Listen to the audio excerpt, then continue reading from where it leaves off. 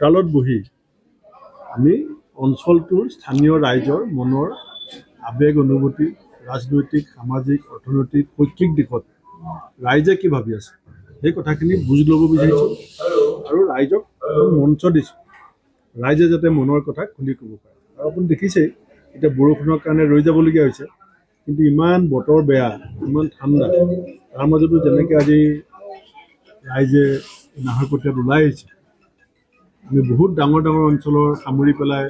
ডাঙৰ মঞ্চ বনাই বা আমাৰ ডাঙৰ মাইক লগাই ডাঙৰ ষ্টেজ বনাই ভাষণৰ ব্যৱস্থা কৰা নাই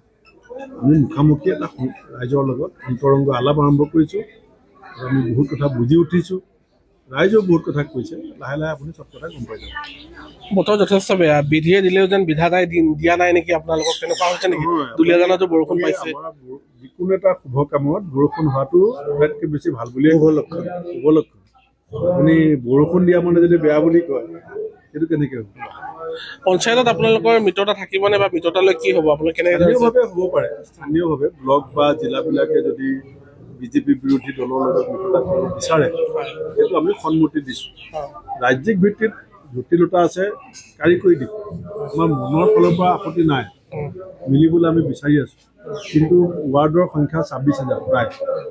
পঞ্চায়তৰ সংখ্যা প্ৰায় 26 আৰু প্ৰত্যেকটো দলৰে কিছুমান অঞ্চলত শক্তি আছে কিছুমান অঞ্চলত নাই গতিকে তেনেকুৱা ক্ষেত্ৰত মিলা মিছা কৰাটো অসুবিধা কিছুমান আছে সেইকাৰণে জিলা কংগ্ৰেছ আৰু ব্লক কংগ্ৰেছক দায়িত্ব দিছোঁ তেওঁলোকে স্থানীয়ভাৱে আলোচনা কৰি সিদ্ধান্ত ল'ব আৰু এটা বিতৰ্ক চলি আছে যিহেতু আপোনালোকৰ দলৰ নেতা গৌৰৱ গগৈৰ পত্নী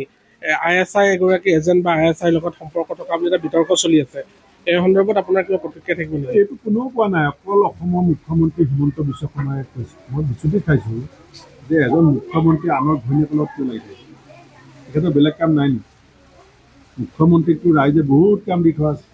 আৰু বহুত কাম কৰিবলৈ তেওঁ বাকী আছে এতিয়া লোন লৈ লৈ চৰকাৰ চলাই আছে 6 জনগোষ্ঠী জনজাতি নহ'ল চাহ শ্ৰমিকৰ মজুৰি বৃদ্ধি নহ'ল বানপানীৰ সমস্যা গৰাখহনীয়া সমস্যা এতিয়া ইয়াতে ৰাইজে ক'লে আমাৰ নাহৰকটীয়াত ক্ষুদ্ৰ চাহ শ্ৰমিকৰ পাতৰ মূল্য নিৰ্ধাৰণ কৰাৰ কথা কৈছে ক্ষুদ্ৰ চাহ শ্ৰমিকৰ মাটিৰ কাগজ পত্ৰৰ কথা কৈছে এইবিলাক কামত মুখ্যমন্ত্ৰী লাগিব লাগে বেলেগৰ পৰিবাৰৰ লগত এগৰাকী মুখ্যমন্ত্ৰী আমাৰ দৰে অসমৰ এখন ইমান এটা ঐতিহাসিক ৰাজ্য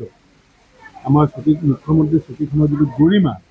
এই গৰিমাটো তেখেতে লাঘৱ কৰিবৰ কাৰণে চেষ্টা কৰিব নালাগে ডিব্ৰুগড়লৈ আহিছে উজনি অসম আপুনি ভ্ৰমণ কৰিছে কেনে দেখিছে আগৰ এই কংগ্ৰেছৰ স্থিতিটো আছেনে উজনিত প্ৰায় চৰকাৰত থাকিলে এটা পৰিৱেশ বেলেগ হৈ থাকে বিৰোধীত থাকিলে এটা পৰিৱেশ বেলেগ হৈ থাকে চৰকাৰ আৰু বিৰোধী বনোৱা মানুহখিনি কোন ৰাইজ গণতন্ত্ৰত ভাগ্যভেদতা হৈছে ৰাইজ এতিয়া ৰাইজৰ পদূলিলৈ আহিছোঁ আপুনি দেখিছে বিৰোধীত থাকোঁতেও ৰাইজে যিটো মৰম চেনেহ দিছে যিটো আশীৰ্বাদ দিছে এইখিনিয়ে আমাৰ শক্তি আৰু আমিও এনেকুৱাকৈ অহা নাই যে হিতাধিকাৰী দিম বুলি অৰুণোদয় দিম বুলি প্ৰলোভন প্ৰতাৰণা ৰাজনীতি কৰিবলৈ অহা নাই কথা পাতিবলৈ আহিছোঁ আৰু মই আশাবাদী যে ৰাইজে যিখিনি কষ্ট খাই আছে যিধৰণে সাম্প্ৰদায়িক মেৰু বিভাজনৰ ৰাজনীতি ফেচিষ্ট যিটো বিজেপিৰ চৰিত্ৰ এইখিনি ৰাইজে বুজি উঠিছে উমৰাংচুৰ ঘটনা মানুহে পাহৰিব নেকি আজি দামিনী প্ৰজাৰ ওপৰত যিটো অত্যাচাৰ সেইটো মানুহে পাহৰিব নেকি আজি মানুহে ইলেক্ট্ৰিচিটি বিল 7 বাৰ বঢ়ালে মেডিচিনৰ দাম বাঢ়িল প্ৰত্যেকটো নিত্য ব্যৱহাৰ্য সামগ্ৰীৰ দাম বাঢ়িছে মাটিৰ খাজানা বাঢ়িছে এই কথাবিলাকতো ৰাইজে সময়ত প্ৰতিশোধ ল'ব ৰাইজে যেনেকৈ মন গ'লে ৰজা পাতিব পাৰে তেনেকৈ তেওঁক ৰাজপাটৰ পৰা নি ফুটপাথতো থিয় কৰাব পাৰে আৰু সেয়া দিন বেছি দিন নাই